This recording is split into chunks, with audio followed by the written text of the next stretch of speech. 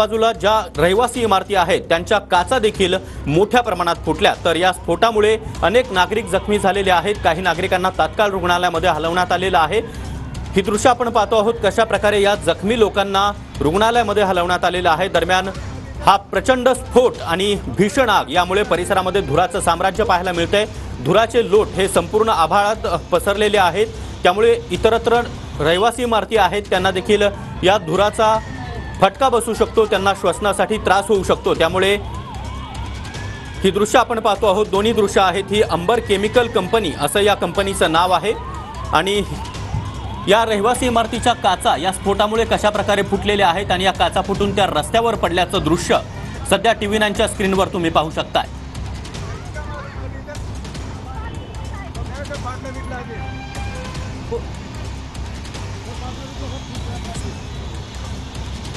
आणि या संदर्भात अधिक बोलण्यासाठी मंत्री रवींद्र चव्हाण आपल्यासोबत जोडले गेलेले आहेत। रवींद्रजी, आपण पाहतोय की किती प्रचंड आग, संपूर्ण परिसरामध्ये धुराचे लोट, इतरत्र बाजूला ज्या रहिवासी इमारती आहेत त्यांना देखील या स्फोटामुळे प्रचंड मोठा फटका बसलाय।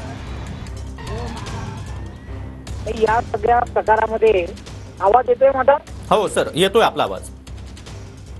MIDC मध्ये एका बॉयलर जो आहे तो बॉयलरचा ब्लास्ट झालाय असं लक्षात येत आहे आणि त्यामुळे आजूबाजूच्या कंपनीमध्ये लक्षात येत नाहीये नक्की किती इमारतीतील कार्यकर्त्यांना वगैरे त्या भागातील। रवींद्रजी, आपला आवाज आमच्यापर्यंत व्यवस्थित पोहोचत नाही। आम्ही पुन्हा एकदा आपल्याशी संपर्क साधण्याचा प्रयत्न करणार आहोत। मात्र ही दृश्य आपण पाहतो आहोत, वेगवेगळ्या कॅमेऱ्यात कैद झालेली ही दृश्य आहेत। आता या आगीचं रौद्र रूप आपण या दृश्यांमधून पाहू शकतो आहोत। किती प्रचंड ही आग लागलेली आहे। बॉयलर स्फोटामुळे लागलेली ही आग आता इतरत्र असलेल्या आजूबाजूच्या कंपन्यांमध्ये देखील पोहोचायला सुरुवात झालेली आहे। बाजूलाच असलेल्या ह्युंदाई शोरूमला देखील ही आग पोहोचल्याचं चित्र पाहायला मिळालं। त्याचबरोबर या आगीमध्ये काही कामगार देखील जखमी झालेले आहेत, त्यांना रुग्णालयामध्ये तातडीनं हलवण्यात आलेलं आहे। इतकंच नाही तर कंपनीच्या परिसरामध्ये काही अंतरावर असलेल्या रहिवासी इमारतींना देखील त्याचा मोठा फटका बसलेला आहे। या रहिवासी इमारतीच्या काचा फुटलेल्या आहेत, त्या फुटलेल्या काचा रस्त्यावरील नागरिकांना देखील त्यामुळे इजा होण्याची शक्यता आहे। आणि या संदर्भात राष्ट्रवादी काँग्रेसचे नेते, शरद पवार गटाचे नेते जितेंद्र आव्हाड सध्या आपल्यासोबत बोलण्यासाठी जोडले गेलेले आहेत। जितेंद्र आव्हाड, डोंबिवलीच्या MIDC फेज 2 मधील कंपनीला ही भीषण आग लागलेली आहे।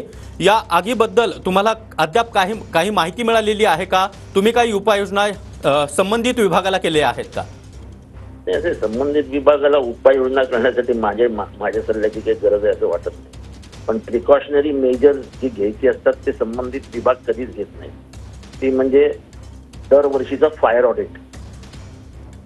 ऑडिट नावाची गोष्ट महाराष्ट्र सरकारची MIDC डिपार्टमेंट किंवा कुठलेही डिपार्टमेंट कधीच करत नाही। त्याच्यामुळे आयत्या वेळेस फायर फायटिंगचा जो हे पाहिजे, सपोर्ट पाहिजे, तो मिळत नाही। आगी लागतात, भडकतात आणि जर मृत्यू पावतात। आपण 2 दिवस बातम्या चालवाल, तिसऱ्या दिवशी नवीन बातमी येईल, सगळं संपलेलं असेल। मेलेल्या माणसाला काय 5-10 लाख रुपये कॉम्पन्सेशन मिळेल, त्याच्यानंतर पुढची चर्चा बंद। बरोबर आहे जितेंद्र आव्हाडजी। मात्र काही वेळापूर्वीच आमच्या प्रतिनिधींनी दिलेल्या माहितीनुसार 2 वर्षापूर्वी डोंबिवलीच्या MIDC मध्येच अशा प्रकारेच एक भीषण स्फोट झालेला होता। जवळपास 2 किलोमीटर परिसरातल्या रहिवासी इमारतींना त्याचा धोका पोहोचला होता। घराघरात ती आग पोचली होती। तेच मी म्हणतोय, 2 वर्षापूर्वी घडलं होतं। काय उपाययोजना केल्या त्याच्यावरती? MIDCने आजपर्यंत किती कंपन्यांचं फायर ऑडिट केलंय ते MIDCने व्हाईट पेपर काढावं। कुठल्या केमिकल कंपनीचं केलंय, कुठल्या पेट्रोकेमिकलचं केलेलं आहे। अनेक आगी लावणाऱ्या केमिकल्स असतात, त्या केमिकल्स कुठे ठेवलं पाहिजे, काय ठेवलं पाहिजे त्याच्याकडेही लक्ष नसतं MIDCच्या ऑफिसर्सचं। MIDC करायची बस आपलं पैसे काढण्याचं ठिकाण, एक कंपनी आली की दुकान चालू झालं।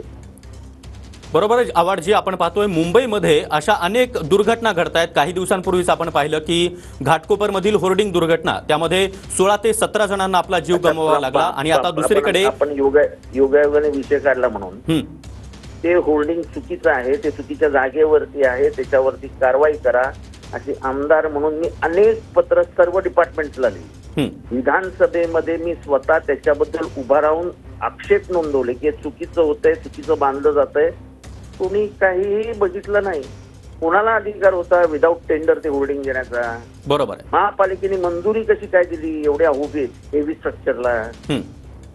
वारा येणार, वाऱ्याने ते होर्डिंग हलणार, हे छोटा मुलगा सुद्धा सांगू शकतो. पण जब